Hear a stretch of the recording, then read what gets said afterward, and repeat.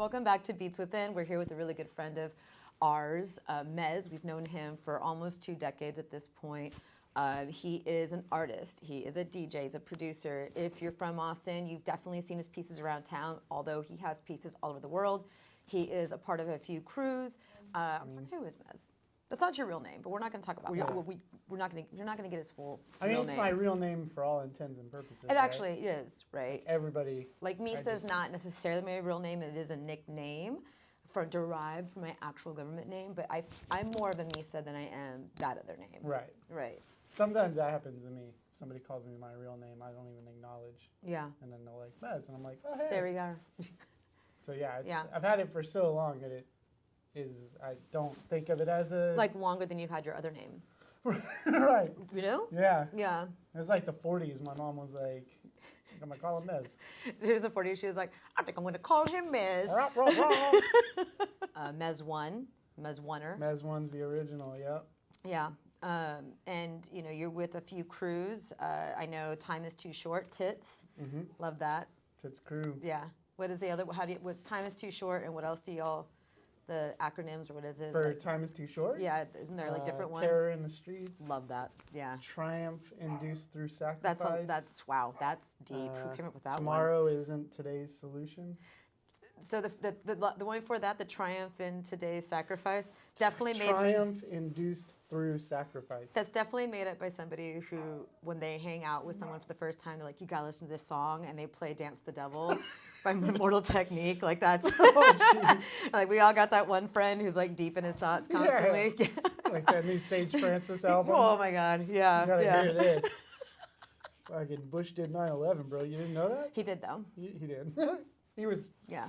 Talk about Building 7. There's a lot of new kids that like when they're like, I don't know, y'all like Bush really didn't do it. He was a puppet. He was in on it. Right. Wait, head on. We're gonna.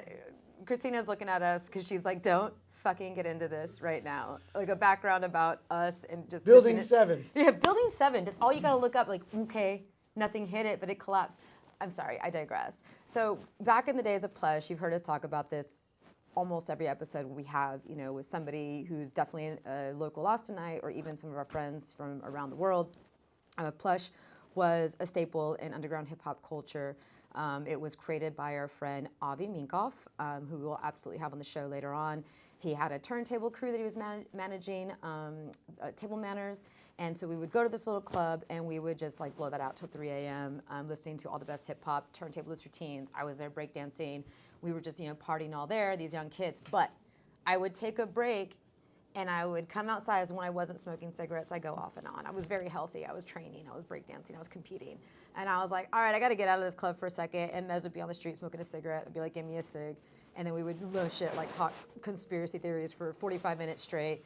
And then people would be like, hey, Misa, they're like playing your song. Get back in. I was like, hang on. Yeah. The earth might be flat. We don't know. We're not convinced, but there's some things we got to talk about.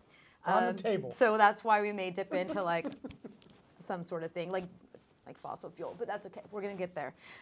I was gonna say, how did we meet? And I think that kind of covers it. It was that. It was definitely that. I can't recall actually meeting you though. It seems like we just you know, like in our lives. I can't remember the first time. I can't either. Kind of the same. Yeah. Memory, right? It just kind of. And I can't even know how exactly. I can't even tell. Like I would Plush, love to know and that. then the same sort of circles. Broad you know? Hill. Broad Hill Yeah. crew. Yeah. You know, Avi mentioned. Yeah. Brian. But I would love to see, like, if we could have, like, you know, an angel come down and show us a video. Can you imagine that? Shit face. That angel's job. They're like, well, I'm new. They was told to come down here and he show you. He stops it right before I puke. It's like, yeah. That was the moment. A very shitty It's a Wonderful Life. So, you know, going back to Plush, and this is, again, bringing up Avi Minkoff when I said that I was going to interview you, and he was like, ask him about, you know, the big boss and the third eye, you know, going into symbolism in your art. You know, one of the infamous murals back there was the big boss. I think he was smoking a cigar. He had a third eye. Yeah. And, you know, I was like, you know, I don't think I ever actually asked him about that. And I am curious. I was just like, that's a sick piece. Look at the shading. He's so good. You know, tell us a little bit about where your symbolism lies in your art then, and if it still exists now. Yeah. Well, back then, that was like when I was doing those Blue Men. Yes. And Not the Blue Man Group. Not the Blue Man Group. Could you imagine, though? But I had like a period where I was doing these blue guys, and yeah, they were all symbolic. They were like really aggressive sort of businessmen with blue skin. And so the blue kind of represented blue bloods, i.e. the elites. Mm-hmm. And then they usually had a red background, which was like fascism. And then the suits were like corporatism. And then like the yellow teeth and like yellow eyes was like a soullessness. And then like the rosy noses was like lush, like greed.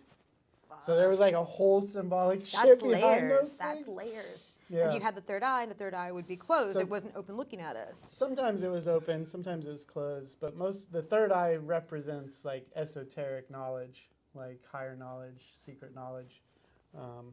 So that, I still do the third eye. I've started to incorporate them on more like common man.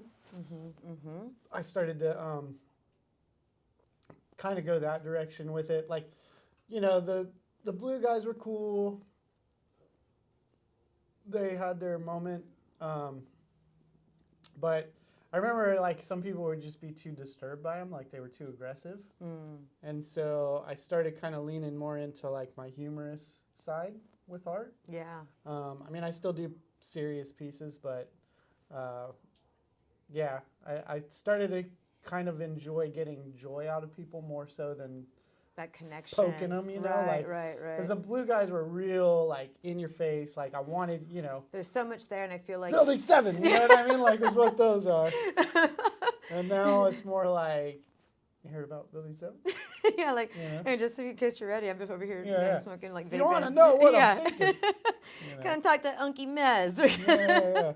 And like I think that's like also like when we're younger, right? We tend to want to poke the bear to get the reaction until we understand further about what that reaction means in terms of connection with our art. You know, like I definitely went through different phases of that with, you know, multiple phases of art, and it seems like you've evolved greatly. And we're gonna, I mean, like thinking about the evolution where you are now.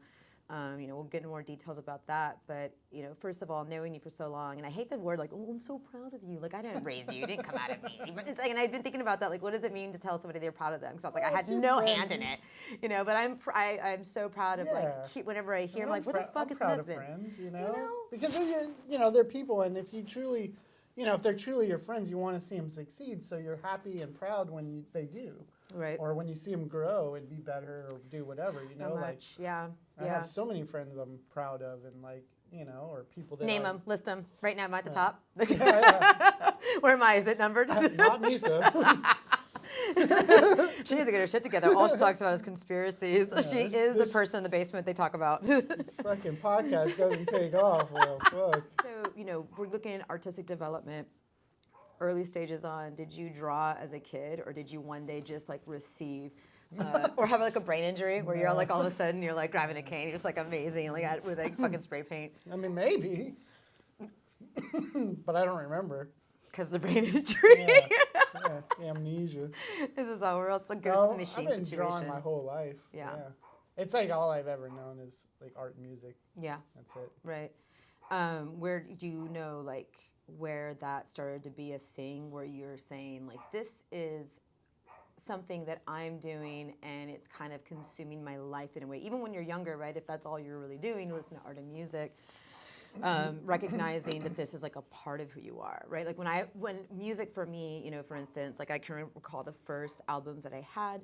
I can recall like the first time I was like saw dancing and being, you know, like 8 and knowing that this is what I need to do. This is what I need to have. And I didn't see anybody else really in my family. Like nobody danced. My dad liked music, but I was like getting my own shit, right? Yeah. So, you know, was that a way that, you know, when did you feel that spark? Well, my mom was really into music, you know, and she had me fairly young. So she was always into like contemporary music. So I grew up like listening to, you know, pop and what, you know, that whatever. Was strong. We had radios. That was like mainly what it is. Yeah, records. Right? Like I remember laying, you know, and listening to records, Michael Jackson and you know, whatever. The one with the tiger, was that his Thriller album? Yeah, Thriller. Yeah, totally I had that one. It melted on my way from Texas to California. First album I ever got was Prince, and then Rat. Wow. was the second one. Rat? Yeah. And I was like little. Yeah, yeah, You yeah. know, so like Yeah. I was introduced to like contemporary music real little, and that just made me go further in my own direction and like, Right. So I, due to my mom, I've always had like more of an advanced sort of musical, digging or ear than Right. like it's probably like, 10 or so where 8, 9, 10, where I started to notice like, oh, not everybody is into music like I'm into music. Right. Like I just thought it was normal that everybody's like, You're on the who playground, this is? like, You you know know who who this that- is? Anybody Yeah, hear the yeah. new Rat? And you know who that is? Yeah. Yeah. Oh, this song, and they're like, I don't know, I like Yeah. baseball. And I'm Right. like, oh, okay, weirdo. They're not getting into that. We've talked a little bit about this, and I think we've both, commiserated on it, if that's the right word, because I don't feel like it's, I don't know if commiserate means sad, Sounds but we good, had though. that connect, right? It does. Very smart. We commiserated. Word of the day. Like, learned that about word of the day email. Now I want to Google. Just kidding. That was a very. Here's what I'm saying is that we connected on that in that I moved around a lot, and so that was something where I knew I could kind of come back and like listen to music or like even a comedy tape, like coming home from school and grabbing Eddie Murphy Raw and getting in my parents' bed and playing it and listening to the whole thing back and forth like almost every day. But it was moving around and not being super connected to people and having this security blanket of sorts of where I know this is always going to be constant in my life. Yeah. Yeah. I had a similar, like moving around. Seemed like every 2 years we were in a new spot, and like, so I guess it wasn't that I had a safe place as much as it just was always with me because of those sort of like I didn't. Yeah. Like I said, it wasn't until later that I started realizing, oh, this isn't normal. Right. But I was just like consumed with music from jump. Right. And then you get into the MTV Raps era, which like Yeah, so I was like probably that fourth took over. grade-ish, Yep. Yeah. And I used to record MTV Rap. Like I'd put my boombox up to the TV and wow. record so that I had it, because back at that time, this was like late 80s. Right. There wasn't really hip hop stations. Exactly. And so like I would have to record those bits so that I had access to hip hop all the time. God, I wish you still had those tapes. I know. That'd be I great. know that there was a number of years ago I found one of those original Yo MTV tapes, but I couldn't tell you where it is now. Yeah. When I think about like people who were really good at art when we were younger, there was always requests about like, can you draw this thing? I want Captain America with big tits or something like that. Like were you getting requests like that? All the time. Yeah. Yeah. And we're like, it was always like naked chicks. Draw like a fucking big titty girl. yeah, because the Sears naked lingerie chicks. catalog ain't Yeah. doing it for me anymore. Yeah. That was that time. Yeah. So I remember when Victoria's Secrets hit the mailbox, it was like, Over. what is this? Over, son. Yeah. So yeah, you're getting requests. Like, were you ever like backlogged with requests? You're like, you just keep drawing tits. No, I just didn't do them. Yeah. Dude, I'm not drawing that. What would you? You're like, I can give you Captain America with a big dick. How about that? Yeah. It's like that meme. Have you seen it? It's like, oh, I'll do the Sistine Chapel. He's like, I'll do it. Put a bunch of dicks on it. Like a Michelangelo. Yeah. Like, Which I'm sure he would be like, Michelangelo would be like, yeah, make it bigger. It's acceptable now. And noticing that like women didn't translate to your art, not because you're misogynistic, but probably because you got way too many tit requests and you're over it. yeah. I mean, when I was younger, it was like pervy, right? Or at least that's the way I saw it. Right. Well, I mean, the You people know. were like, the dude, it was dudes requesting it. It wasn't Right. like I a had chick all on the these- playground. It was I like, had hey. all these like other kids like, yeah, draw fucking, I'd be doing this. And so it was like, I didn't want to be perceived as a perv, so I didn't really fucking draw it. Early on too, that's like a thing to be self-aware of, is that you're like, I'm being really, this is my art, it's serious. Yeah. I'm an artist. Yeah. Stop asking me to I'm just an hack shit. Artist here. Yeah, it's fucking hack fucking bullshit. Yeah. Fucking And low brow. Do you think that now that's something also, or you're kind of, protective of, how people perceive, you're looking at them in a way where, I don't know, maybe you're thinking in a way that you're like, I don't want you ogling my shit or something, or. No. I mean, now, yeah, I mean, I guess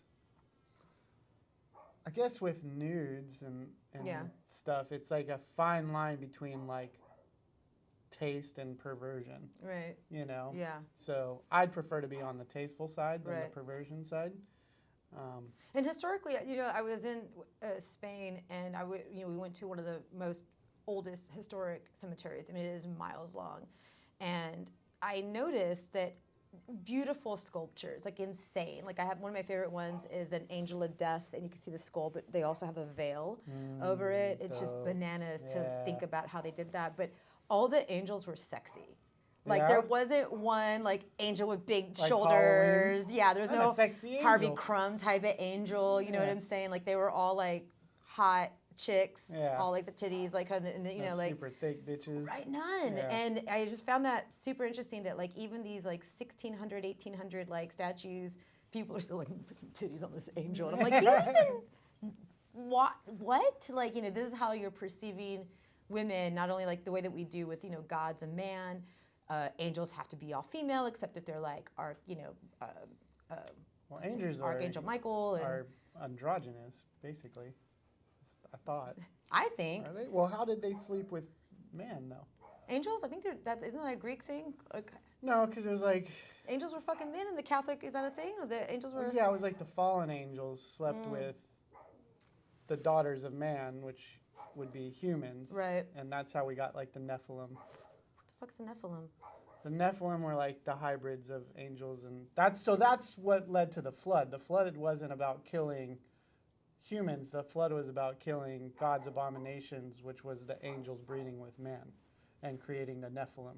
Interesting. So this is your early stages. You're finding your solace, you know, like your comfort naturally. Not even that you're intentionally seeking this out, but it's naturally coming to you. Yeah, it was not sought out. It just Right. what I It just was did. happening. Yeah. You It know, wasn't until other people like pointed it out that I'm like, oh, you know what I mean? Yeah. Like kind of going back to the music thing. It was like, oh, this band and this music and this group and that group, and people are like, what, you're into that? Like I Yeah. don't even know anything about it. And I'm like, oh, I This thought is it was like just like a normal thing. part of understanding how you're mastering this one talent, this talent that is specific. It doesn't touch a lot of people, right? What do you have? And I'm sure you've had this moment as you continuously evolve as an artist. You know, and whenever we level up, we're kind of like, oh fuck, this is just a moment for me where I'm like, I'm getting better and like I'm realizing these things. You know, would you say that you had those moments early on as well, where you're saying like, oh shit, like I'm really good at this? I mean, I guess, yeah. I guess when I was compared to my peers, Right. it was kind of realizations like, oh, I'm Right. better at this than most of my peers. What was the most recent moment where you're like, oh fuck, I came from the street art level where I'm like bombing trains and like, you know, tunnels and, you know, plush, you know, and like I'm getting out at 3 a.m., you know, like, and, you know, like in all black. Like, where was the moment where you're like, oh, I've transitioned from this, you know, to a renegade in the streets to now being like a fully professional paid artist? Most recently. I mean, I've had few of the, you know, moments like that are like, holy shit, I'm, you know, from there to here. But the transition was organic, and it kind of like happened once I was kind of on the pro level. It's like then you were like, oh shit, Yeah. how did I end up over here? Like I was Yeah. just on my walk, and now I'm Right. here. Like you Yeah. know, and I guess compared to, you know, some other people. It wasn't. I mean, it was always my path, so I just continued on it. Yeah. Yeah. It wasn't so much like I'm gonna achieve this or I'm Right, gonna do that, right. as much as it's like I'm just doing my thing, and, Right. you know, and it's growing organically. Like with the, you know, from the graffiti to the professional world, that all happened organically as well because it was just from us painting. You know, Yeah. like, do you remember like Sloke's Compound on? Absolutely. You know, so we were doing like those first Thursdays, Mm-hmm. you know, and I don't even know who initiated that. Right. You know, I think there was a couple of the original ones where Sloke was like, hey, I'm right here on South Congress, Yeah. and this is going on, let's do So a cool. party. Yeah. And then Soup would come up Yeah, eventually yeah. from San Antonio, Yep. and he'd like set up panels. And, Nick Soup, right. right. Yeah. And then we would we were just doing what we did. Right. And yeah. then so that started to get people's attention, and then it just slowly evolved. It wasn't ever like I sat out like The only thing I guess I'd sat out to do was not do corporate graphic design. Of course. Because I went to school, and then like most people, I graduated and I started working like regular kind of art corporate jobs. Right. And then after a couple years of doing that, I was like, it was soulless. I wasn't doing my own art. Right. I was spending all day doing art for these companies. To get paid. And then Right. I'd come home and I was drained, and I was like, fuck this. Like, I don't want to do, brochures and whatever the fuck. I want to do Victoria's Secret brochures. I got to Yeah, airbrush yeah. these models and make them super thin. So that, so that's like my only real that I can say was like overt was like, all right, I'm quitting this job and I'm going to be a barista until I figure this out. Well, you were making, you could make some coffee? You could fuck go yeah, I do can some make latte coffee. art for me? Yeah. Where were you doing barista work at? I was just at fucking Starbucks in like Dope. Wow, I 2002. can't see that.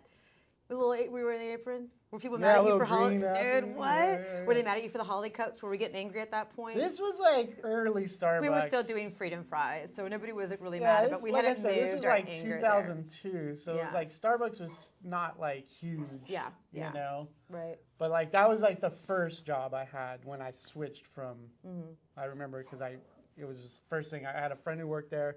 Was like, you get paid this much and you get a fucking pound of coffee a week. I was Wow, like, wow, word. that's dope. Yeah. No, but back then it was like $10 an hour. Right. which- Does Starbucks have different roasts? I'm sorry, it can be really They bored, do. but the Or reason they why did. I ask is because I think it is shit coffee. Like, is shit absolutely shit coffee. But Yeah. can I tell you that when I was 13, I went to Seattle with my mother, and we had Starbucks. Like, and I was like, and of course, I'm 13. What do I know? But I was like, Yeah. this is really good coffee. She liked it. She's a heavy coffee drinker. Yeah. I remember coming back from the little Starbucks espresso cup and like drinking at the bus stop. Like I was like me. I was like 13, trying to be somebody.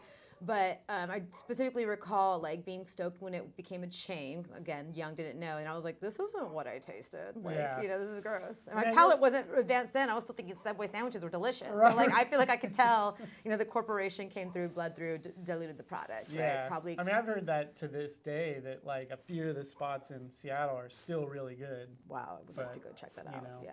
I mean, I don't know. Yeah. There's probably plenty Just of want other to find spots it. in Well, Seattle. like that I'm are looking good. for. I'm going through like Yeah. all the Starbucks looking for it. Yeah. So it's like every block. Yeah, right, yeah. This one? Like jacked off of a This bad one? coffee, wanting to get in fights and shit. But yeah, so I just worked a menial job just so I had that energy to Yeah. focus on art rather than. So we were in Oaxaca. There's an interview that's already out with Yeska, who is a Oaxaca born and bred street artist, now like professional artist. And we were having a discussion. I had asked what is your advice to people who are doing art and want to keep going, and maybe they're younger, maybe they're older. It doesn't matter, right? Like it's at some point you're like, I need to keep doing this. And him, similar to what you've said now, is don't think about money. Just think, because when you start thinking about money, you're no longer thinking about your art. Yeah. And I love that he said that, because I feel that tends to be a common thread in people that I interview, is that, you, as an artist, you're thinking about survival, but also trying to, maybe it's not even trying, but getting into the flow of, this is who I am, and it being really organic. Yeah, I think there's different artists have different sort of paths in that way. I mean, if money is your concern. Right.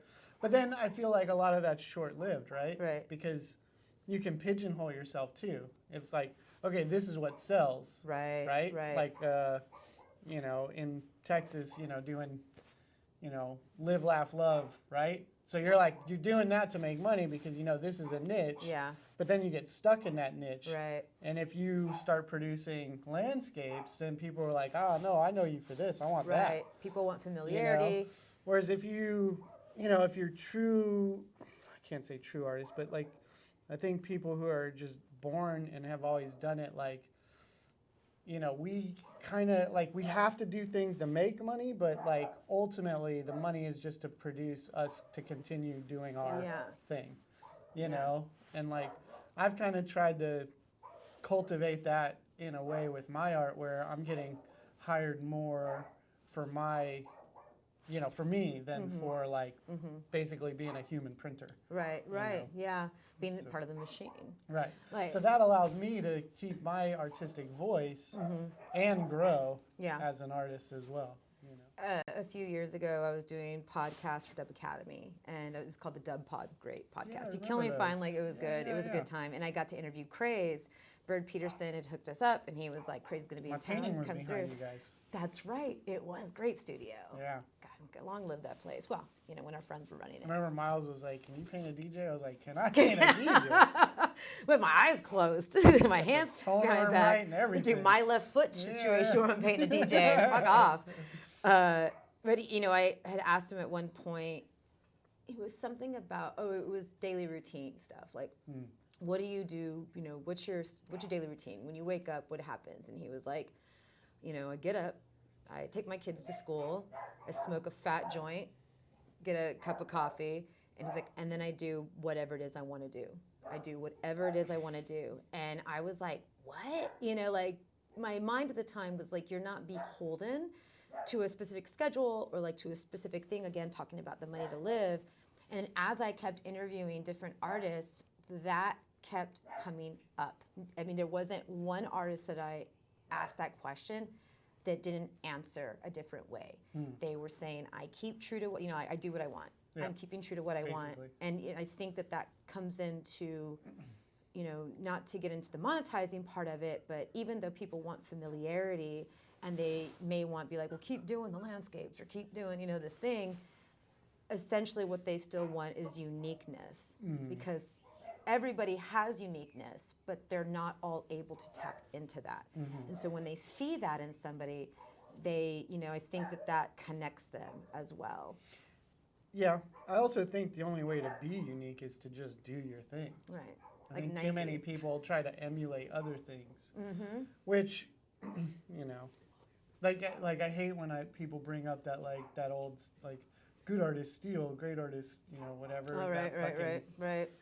Because they misinterpret it, and what they're doing is they're biting and then using that as an excuse for biting. And it's like, no, when you steal something, it becomes yours.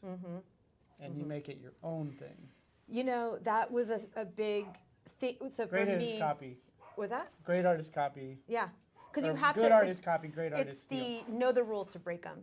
Right. Exactly. So when you steal, if I stole your bike, then I'm putting my own rims on it, and it becomes my bike. It's a base, right? It's a baseline of But the frame was taken from you, but when it's all said and done with and you see me on that bike, you don't know that, hey, that was Misa's bike. Yeah. This is a whole new bike. Yeah. But you know what I mean? It's felonious activity, but still, yes. But I think that's where a lot of people misinterpret that Absolutely. quote is like they're copying. Right. And it's like, no, you're not stealing, you're copying, which is exactly what the phrase is saying not to do.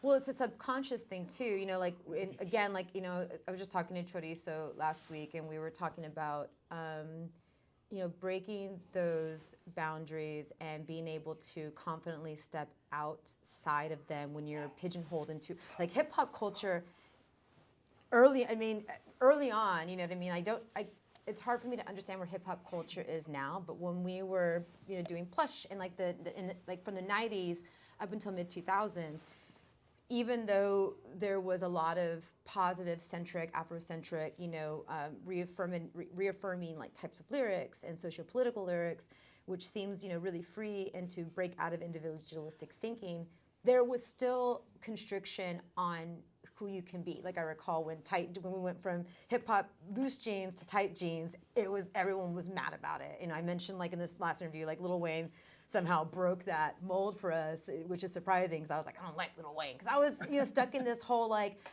got to do Blueprint and RJD2. This is real hip hop type of situation, not understanding that I too was in this box. And with breakdancing, it was something similar where I'm gonna put my beer down to do this movement, but it was I remember, when you're in a cypher and you're battling somebody, there's a lot of mental game that goes into it, and sometimes you're doing something and they would do this, which means that you're biting a move.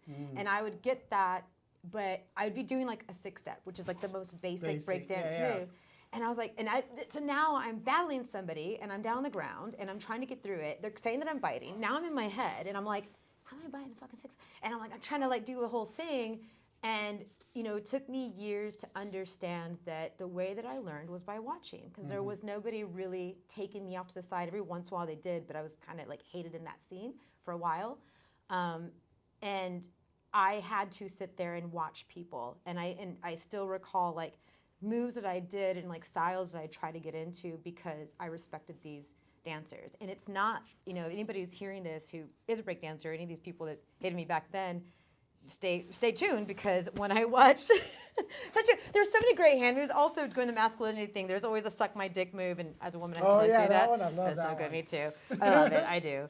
I was watching it wasn't B-Boy, it was The Freshest Kids. Oh, uh-huh. Oh, I fucking love that documentary. Yeah. And, there was old school dancers saying like, well, I would watch B-Boy Spy. And so he's like, so sometimes, I think it may have been like Crazy Legs, maybe he was saying this. And he's like, sometimes if you see me with my hat and I have it a certain way, I'm imitating Spy. Sure. And so it's like, this is something that is part of human condition where we have to, right? Like we have to kind of, again, understand those rules so we can break them. Right. It kind of goes back to the bike analogy, right? Yeah. Is like that frame is what I built, like even in some of my old, like my B-boy characters, right, that I'm known for, like graph-wise, like the eyebrows, like they go up and are all kinky.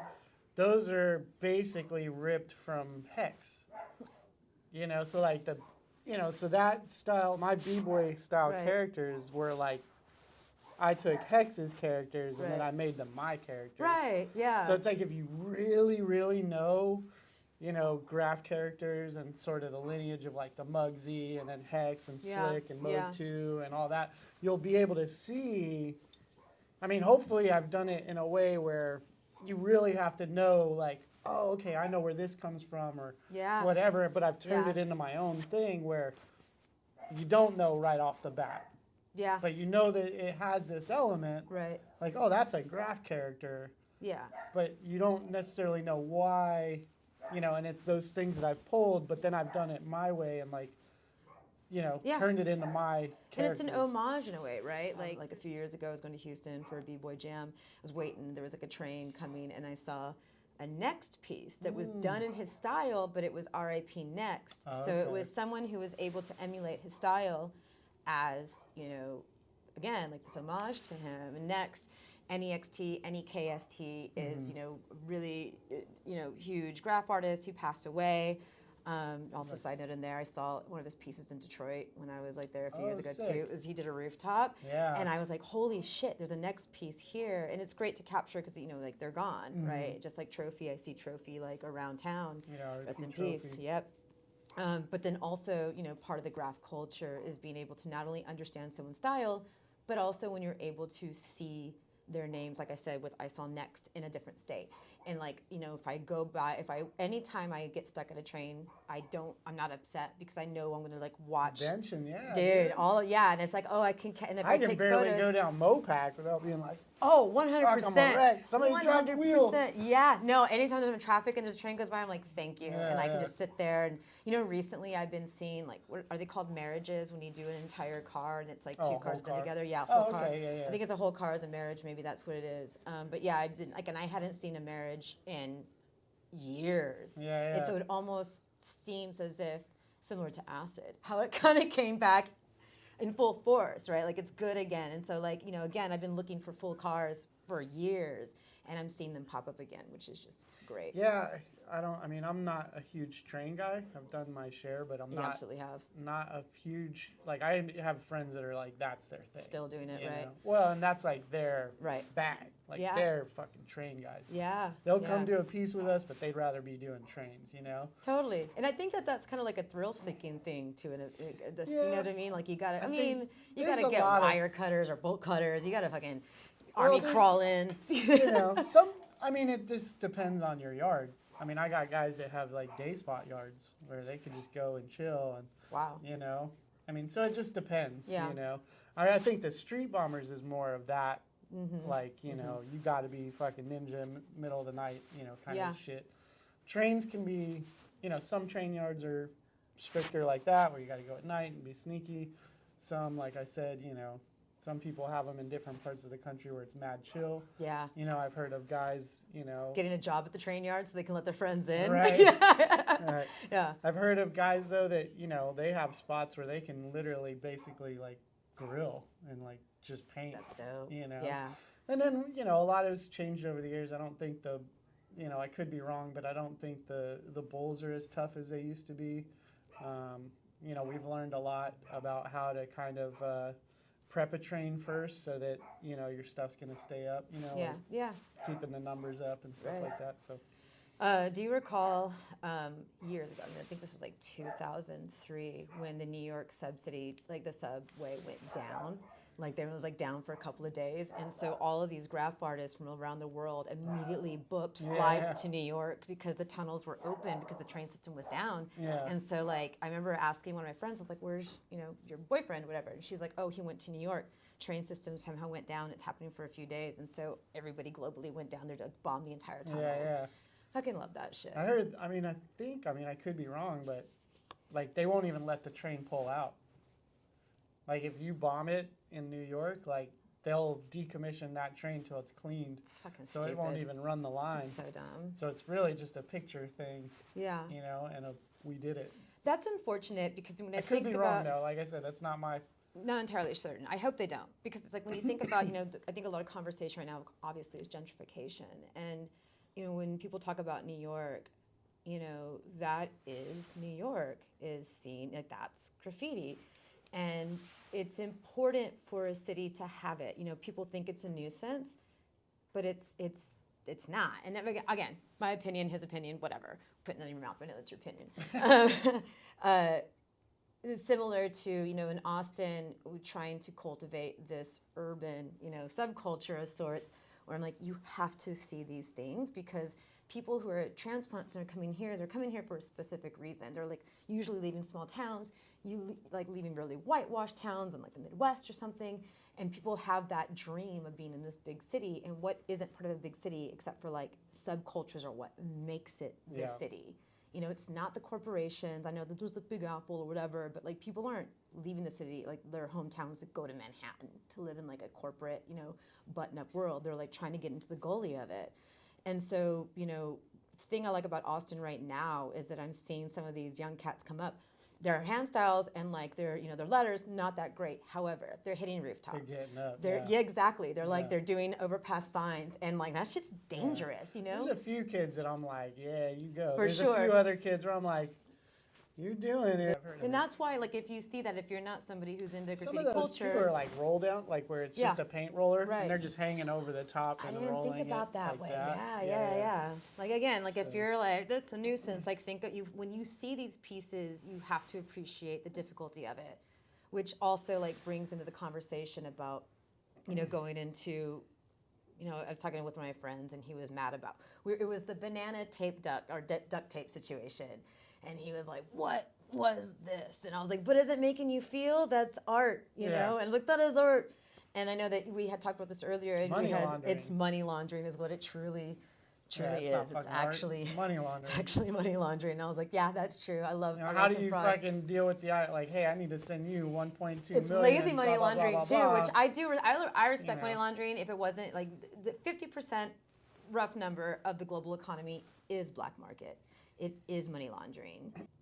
I mean, they do it with film and music. All of it, and, right, you know for what I sure. mean? And it was like, you know, that's lazy money laundering, which is you know, like, there's again, so much black money in film and music, mostly music Absolutely. too, that people have no the idea. Italians, you know, like for sure, they're fucking hella laundering money. There was like a Ryan Reynolds movie that came out during the pandemic, and I was like trying to watch it. Love Ryan Reynolds. I was like, this movie's fucking trash. This is a straight up money laundering movie. Yeah. And there's like this whole slew of films that came out from Italy, which I'm like definitely sure it's like a money laundering situation. Yeah. Which, bringing it back to 9/11, HSBC was actually money laundering for Al Qaeda, and they were hit with a fine like a few years ago because it was discovered that they were the ones that were like laundering the money for them.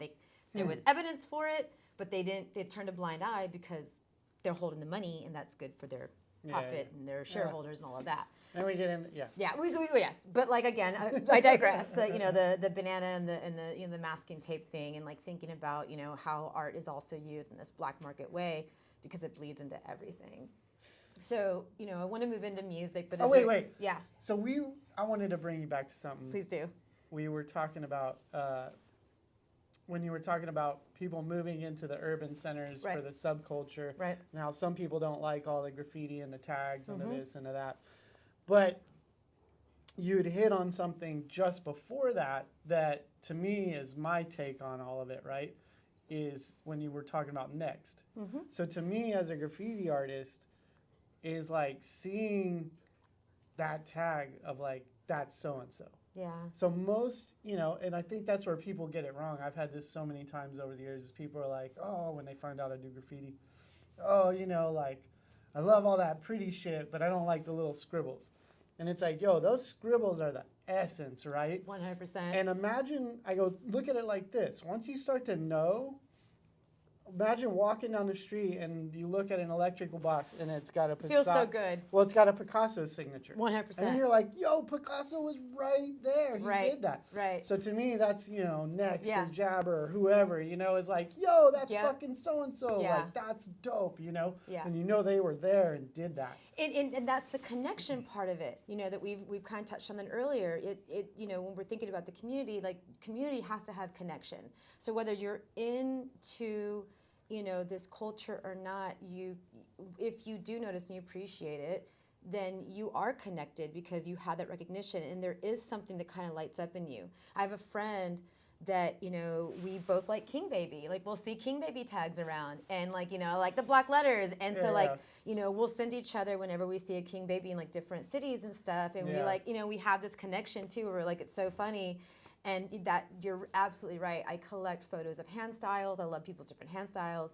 And when I go to other cities and I see that they were there, I also feel like, oh shit, like they were here as well. I was in Germany, I was in Berlin, and I saw, who was it? I don't think it was Vomit, but it was somebody, it was someone. Spot, maybe. Was it Spot or Pause?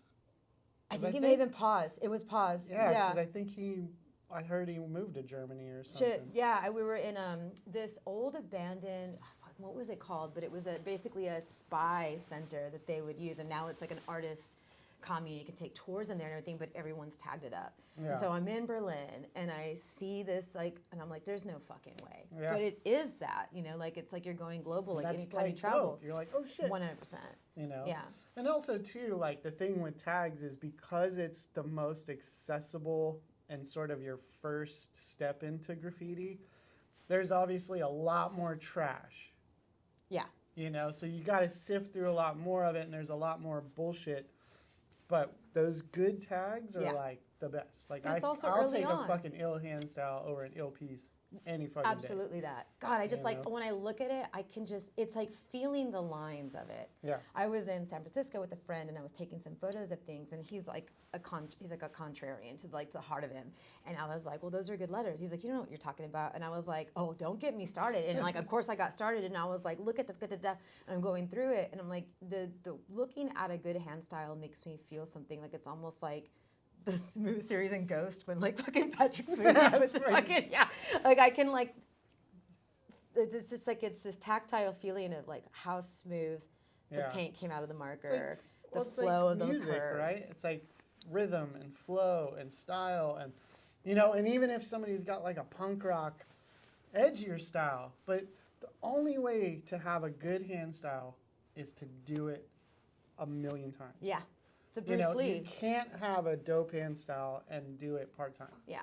Like, and it translates. Yeah. And it's weird. It's one of those, like, I know a good hand style where the average person probably, like what you were just saying, where they have no idea. And you're like, no, that's fucking sick. Yeah. And it doesn't always have to be what we call funk. Some of them can be like a Remio, for example. Like, he's got a real kind of grimy take. Right. But it's dope. It's unique. Whereas then you've got like a twist, which is like the ill, funky chisel tip. You know what I mean? So that's more visually pleasing, even though, the Remio is still fucking dope. So I think it's one of those, like, as you start to learn, you're able to kind of decipher. And then also, too, sort of the application. Like the twist, right? I brought that up. That's a chisel tip. So that's going to kind of lend itself to a different flow and rhythm than, say, a mini can or, a mop. You know what I mean? Yeah. So then there's those elements to consider when judging a hand style as well, as like what they were using to achieve it. Yeah. A fucking... There's some markers that bleed constantly. Some are like, super drippy. Yeah. Some are fucking, smooth and buttery. Some are fucking, like a semi-dry chisel tip can be fucking dope as fuck, Yeah. But, it's the artist, not the tool, right? And we were talking about this earlier before we started. It was like, you're using Reason right now in your production, And even though Reason is an old program, like you're still able to make dope stuff. And we're, you know, like I was saying that Boom Baptist, who we interviewed, you know, a couple weeks ago as well, mentioning that Ninth Wonder still uses Fruity Loops. And when so he wild. first came out, you know, that everyone was blowing, they were like, I can't believe this person made it on Fruity Loops, right? Yeah. And they're like, he's still using that. Yeah. And so it's like that, you know, going back into old adages of like, it's not the artist, it's the tool Yeah. type of thing. Yeah. I mean, that took me, like, with music that, like we were talking about earlier, that took me a while to kind of get over, Yeah. you know? Because once I started getting back in and went back into Reason, because I left it for a while, like that kind of, at this point in my life, I'm like, dude, it's about what I can make. It's not about what I'm using. Right. Because at the end of the day, you know, you're not downloading a CD or listening to Spotify and going, he used fucking Fruity Loops. Like, Yeah, you're right. just No, listening 100%. to it, you know? Absolutely that. You don't know what he used. Yeah. As long as the outcome is good, you know. And even I think that when people like are able to detect it and they're impressed, they're like, oh shit, you know, like they actually did all of this on that. And that also can spark, you know, inspiration in somebody as well, and like going back to old tools and being like, well, what else can I do with this? Or incorporating that into like their production. And it's fun, right? Because if it's not that advanced, you're still trying to figure out, well, like, how can I tweak that out? Going back into music, you know, you were talking about, okay, well, like I'm listening to pop, I'm beginning to get into Yo MTV Raps. Yo MTV Raps is what begins to open up, and all of like the music networks, right? Like VH1 comes after that, MTV, 24-hour actual music, not like weird fucking reality shows. And it's the gateway to understanding other genres, you know. And so you are, you know, you do drum and bass, you do garage, you do house. You know, those are like your major three staples on IDM. Which is, explain, because I always get this mixed up with IDM and like intelligent drum and bass, and like, what would be in the IDM genre? You know, Aphex Twin, Oh, of course, yes, Music, okay. Auditor, right. Like basically Warp Records and Reflex, Right, Brain Dance.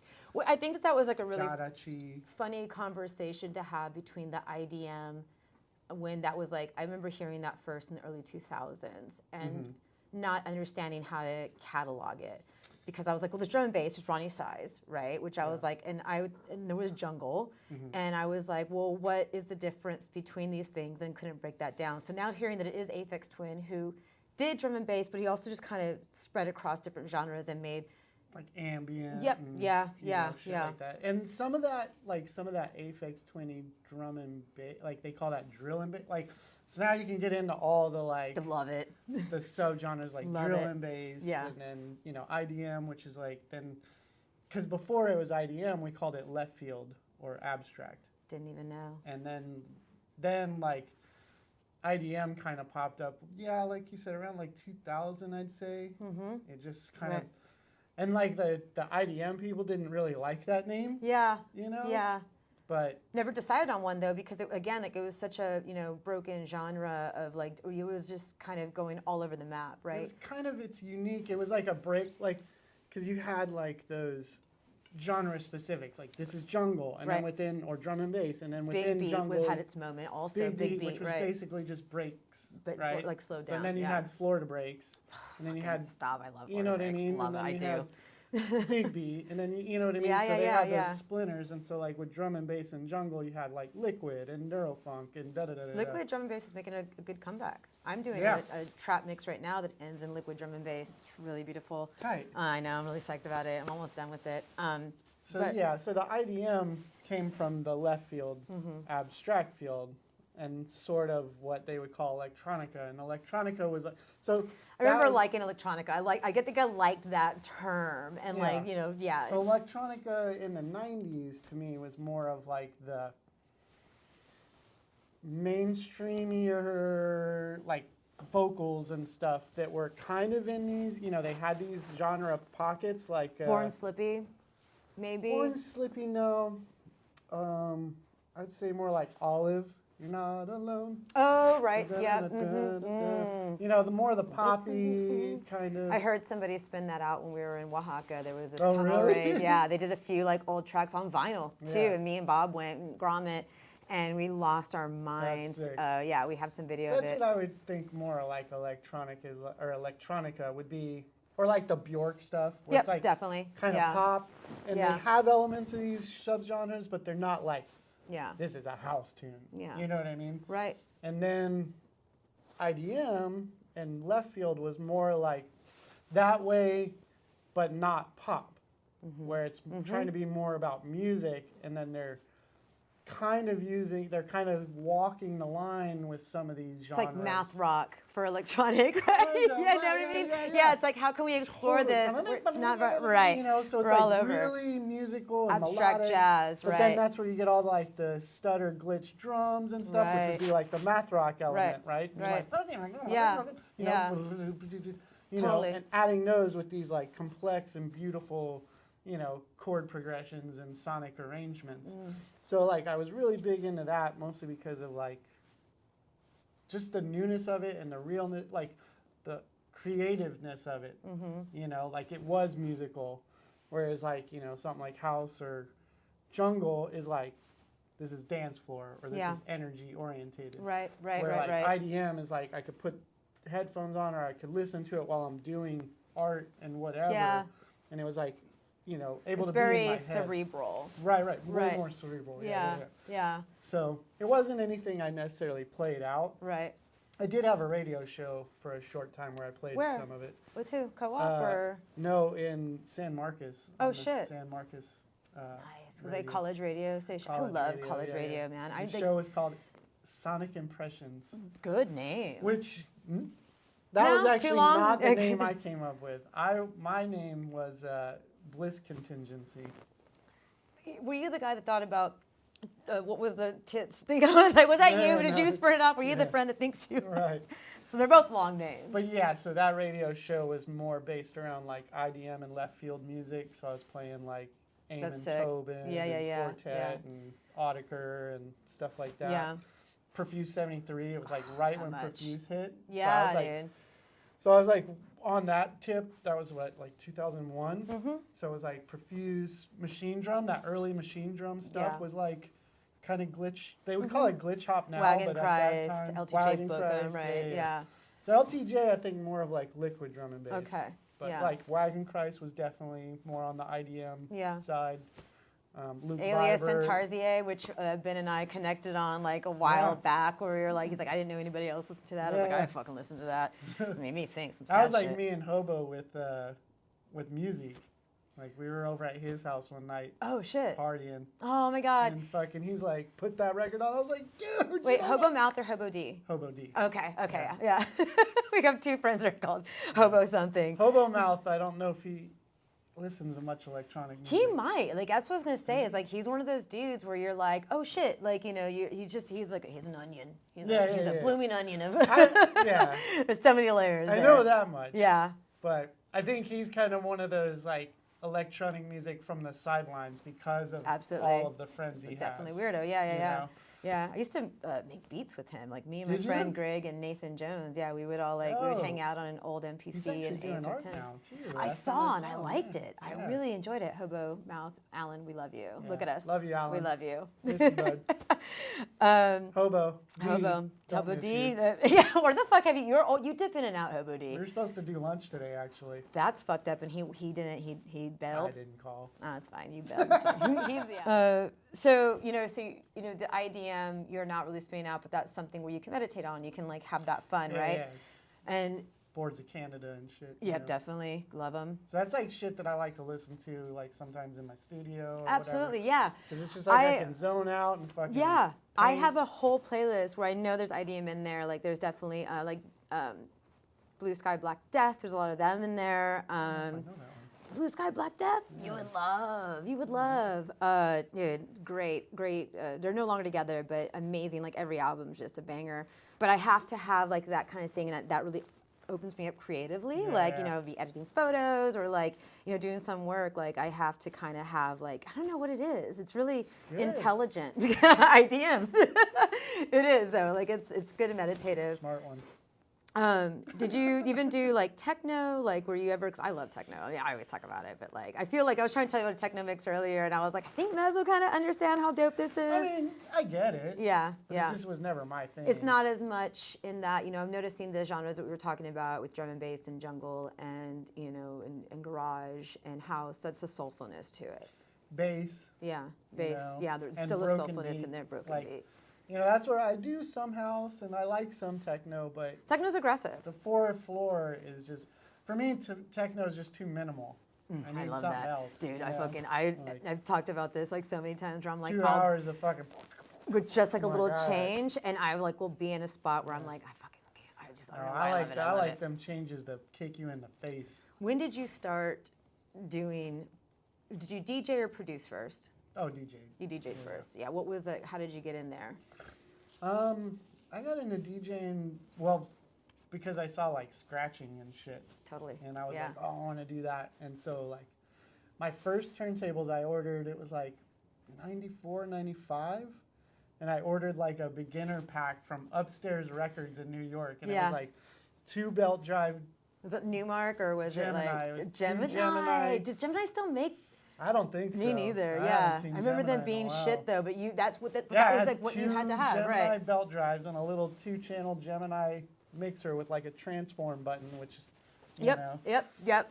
And so that's how I started it. Then in high school, after I bought those, because I didn't know much about mixing, so I bought a Boss DR660 drum machine, Oh shit.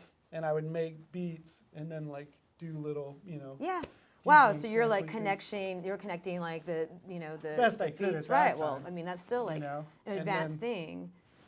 Then I got a Roland 303 Groove Box Stop. Love them. and started learning how to program drums that way. And then One of my favorite DJs when they go to raves would be doing that, right? They'd have a roll-in, they'd have their table set up. And sometimes it was like 4 turntables and Yeah, like, yeah. the sampler and like the beat machine. And like I would just stand there and like just be in fucking awe Yeah. about how cool that was. I was on drugs. I was on drugs, but it was like my thing was like going there, like I think before I took my drugs, I'd go and like check it out and watch it, take some drugs, and then dance all night long. And yeah, but I was like, definitely going up there. I was never a speaker freaker. I was never like in Yeah, I there. wasn't Yeah, either. yeah. But I heard somebody talking about this the other day, and it's true, where back in the 90s, like, we didn't even look at the DJ. Mm-hmm. Like, they were there. Unless you were like, Kinda right up- DJing or like kind of nerding about it. Like I know that Yeah. I would go up there and Most watch them. of There's us, like 5 other people our back watching was it. to the DJ, and it was like a dance circle. Yeah, You know what I absolutely. mean? Yeah, And, yeah, like, yeah. You know, I divided my half time the between time I those. didn't even know what they looked like. Oh, dude, I was like, that was a dope set. the first time I saw Green That was- Velvet up close, and that's who I was also watching because he was doing a live PA and he was doing all the voices. It was at Austin Music Hall, Oh, and I I know, that's lost beautiful, my yeah. shit. So I remember watching also Charles Feelgood, and watching the DJ. Like I'm watching him mix, and there was a big beach ball that comes over and it's about to hit his deck, and he fucking immediately like flips the crossfader over to the next track because it was gonna fuck up that track. Beats were already matched, and he like hits the beach ball, Sick. and I'm like, Everybody lost their shit. only the few people that were watching it, which was, Yeah. was me. And I was like, again, that was like 20 something years ago, and I still Yeah. think about how fucking dope that was.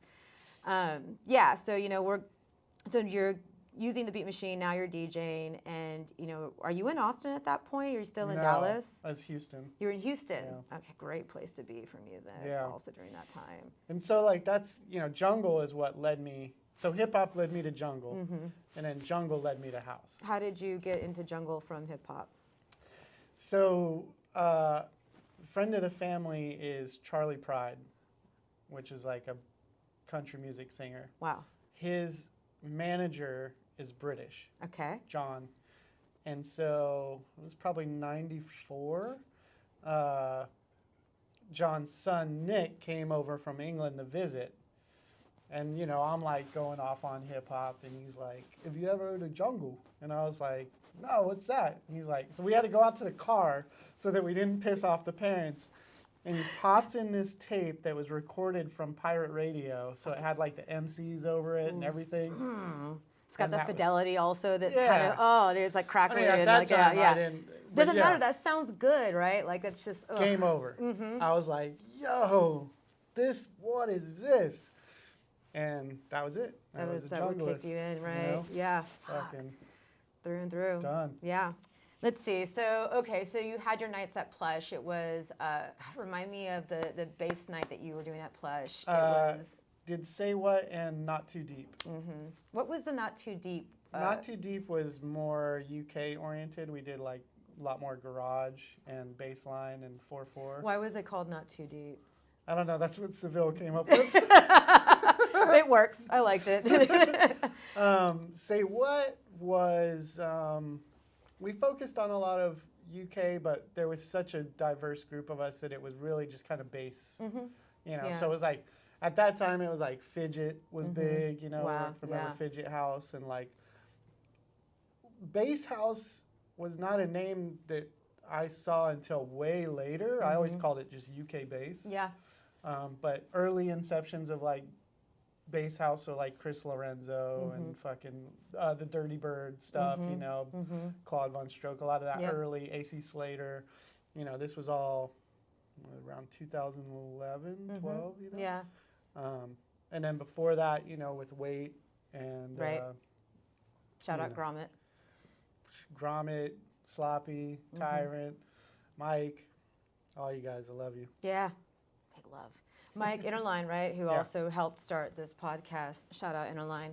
What's up, Mike? See, you know what I'm talking about. We're, you know, again, the reason why we're doing Beats Within is because there's so much culture, there's so much history. These are the things that, you know, spurned off and can, you know, really held it down for the electronic music scene and for the hip hop scene. And, you know, there was a time when it, you know, went away, right? It's just like things change and it kind of lifted up. And right now, the younger kids are bringing it back. Like, and I mean, Yeah. it's good. Yeah. It is good. They're doing really proud. They're doing Renegades. Yeah. You know, like gone to a couple of parties in tunnels, on That's like sick. pedestrian bridges. It's so fucking dope. And like I haven't been to one place or like one other events where, and there's like about 3 of them that are doing it. I haven't been to one of their events where I was like, this music's whack. Oh, that's dope. Yeah, dude. Nice. It's like real big because the Massives came in around like 2002. Yeah. And that's like fuzzy 2001, boots 2000. and fucking light up toys and bikinis Yeah. and like fucking lingerie. Gym like bros just and- gym bros and candy Yeah, necklaces. yeah. So weird. And, you know, like the For me, music that was was trash. For me, that was like 2000. Yep. So it was like, right. New Year's of 99, 2000, we were in Houston, and I remember it kind of all being like a farewell. Yeah. Like all of us like old ravers were like, all right, it's done. It's done. It's over. Right. I And think I then- was in Louisiana for State Palace Theater. I think Oh, that's where I was yeah, for, it's old yeah. Disco Donnie. Yeah. So we all moved into the clubs after that. Mm-hmm. And so that's kind of where, you know, I And guess. then you bring in what we were just talking about now, is just Yeah, evolving and how do and you we just nurture moved that? over into the clubs, Right. and the raves were still like you said, they'd kind of moved into the bro festival territory. So we Masses. moved into the clubs, Right. and basically just did what we were doing in the raves on a smaller scale. Right. Right? Right. It was just the heads because they were like curated nights. Let's see. We're kind of coming into a spot where I think that we are kind of coming to a close. So I do want to talk about what conspiracy do you deny? And again, we're open to all of them, but what conspiracy theory do you hear? And you're like, nah, not that one. And again, we're like open to, we'll pontificate, yes, I'll pontificate on anything. some dumb shit, but like, Which one do I deny? yeah, which one do you deny? Where you're like, I'll talk about any of this, but it's like, you know, like I love Loch Ness Monster theory, like, but I still at this point I'm like, that fucking doesn't exist, dude. I'll still kind of accept it, you know, like, and I like the conversation around it, but I'm Yeah, like, maybe there's no some way, of the dude. crypto. I love cryptics, so yeah. Yeah, like, some of that crypto. probably is more because yeah, like I'll talk about Bigfoot all day long. like Bigfoot. I don't know. I've seen enough stuff on that one, but like I don't know. But some of that shit because like water, you know, a lot of water has not been explored, so it can't. I still trip out when I remember that the continents really are only formed kind of like on one side of like the globe, and like the other like half of it is just fucking water. And I'm like, how do we pollute that? That's a lot. Like it's more than it's more water than it is land. And how the fuck did we? Okay, that's one. Well, that's not a conspiracy theory. I guess Which it one? isn't mine. Like What? climate change shit. I don't think a lot of that's fucking real. That's wild. Yeah. You know, it is strange though, because It's Agenda 2030. It's Agenda 2020. It's like it's all control. I mean, I definitely agree with the control aspects of it. You know, you think all the oil companies are like, oh shit, we're switching to solar now. They've been in on that shit. Yeah. You know, I think we were kind of like talking about this at one point too, and I was all like, I know that they talk about fossil fuels being finite, but I also feel like, how Been many here- fossils do we? We were supposed to hit peak oil in like the 70s. That's true, right? And it was Rockefeller that came up with it being a fossil fuel for all these other fucking, because then it's a limited thing and then he can add value to it. If he's just like, oh, it's an unlimited resource, there's no fucking value. But if he's like, oh, it's dinosaurs that died 1 million years ago, so there's only so much of it, now that gives it fucking value. I'm dying right now. See, this is what we were doing. That's a pleasure. I'd be like, oh no, like, oh shit, Well, like you're right the- about that. There all is the, like the like increased all the value oil of it. fields that dried up in Texas 20 years ago Yeah. are full again. Right. So Wow. it is a regenerative resource, and it's not dinosaur bones from 1 million years ago. That's just so wild to me. And again, maybe there's a scientist listen to that and be like, you can sound off in the comments and like, don't get too mad at us. We're just talking. We're just talking. Nobody's fucking funding anything. We're just having a I discussion. paint, dude. Don't come at me. Like, what the Let me fuck? have some thoughts I can play around with, and we can change these at any point. That's what we're just talking. What do you think about all the fucking UFO sightings that have been happening? Do you feel that that's a thing? I was talking to my dentist, and he had his hands in my mouth, and he was all like, "I don't really know about that at all," because we were talking about the Chinese spy balloon, and he was like, "All I know is that this wasn't happening when Trump was in office." And I was like, "Oh God." He's not wrong. But I love my dentist. He's think- very good. Hooks me up with nitrous. I think a lot of it's a distraction. I think a lot of Absolutely it's that. bullshit. I mean, I could get in on it too, right? Like when the WikiLeaks drop about Podesta was trying to run damage control, so he said, why don't we fucking do disclosure? Why don't we start letting them know?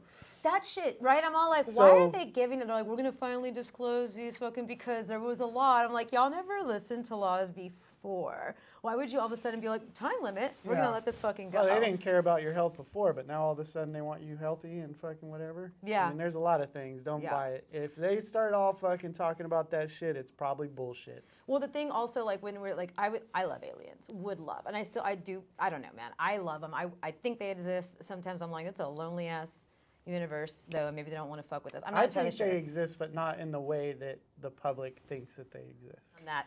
If society collapses tomorrow, which skill will keep you alive for the next 6 months besides art? Oh my God. I'm fucked. Yeah. I guess there's a bartering system we can do, but I mean, art's I gonna be on the barely fucking. made it through the ice storm last week. Fucking Jesus. That was rough, man. Did y'all lose Jeez. power? Yeah. Shit. We were How out long? of like 4 or 5 days. Fuck, And I got a dude. cold. So it was like that whole time I was like fucking Y'all stayed sick here? and miserable. We stayed here about half the time and then we went over to one of Marie's friends. Okay. And- You know what's sad is that like the night, the 20, so it was like 20 hours before it went out, there was like Austin Statesman blurb that was like, Greg Abbott, fuck you, Greg Abbott. Greg Abbott says the electricity system is gonna not fail this time. And then I like went to sleep and I woke up and it was like half of Austin lost power. I was like, I mean, this that piece was of shit. trees falling and knocking down. That wasn't the grid. That was, power lines. We don't know. I mean, We don't know. you could drive down my street. Above my fucking pay grade. There definitely is. That was sad. We lost a hell of trees. All right, so you're fucked. You're not leaving past 6 months. I got a knife. That- Boom. Anybody needs a knife when shit goes down? I'm your man. Fucking. Thank you for dealing with us. I mean, this is actually like kind of the apology I would give anybody who hopped into our cigarette fucking outside a plush circle at any point, which they would do. They'd wander up, and I would see them walk away because they'd be like, "I have no fucking idea where this is going." That Like, has happened. we don't either, but we're anchoring it in. That has happened. It A few has times happened. We've been like, 100%. Somebody's walked up and like, yeah. Yeah, definitely. So this is what you got. You may be like, these people are fucking assholes, and you're not wrong. And appreciate you for sticking around and kind of getting a bit of why we're doing Beats Within and why we love the people that we love and why we're proud of the people that we love. Just fucking, I love you. I love you. All right, see you later. Bye.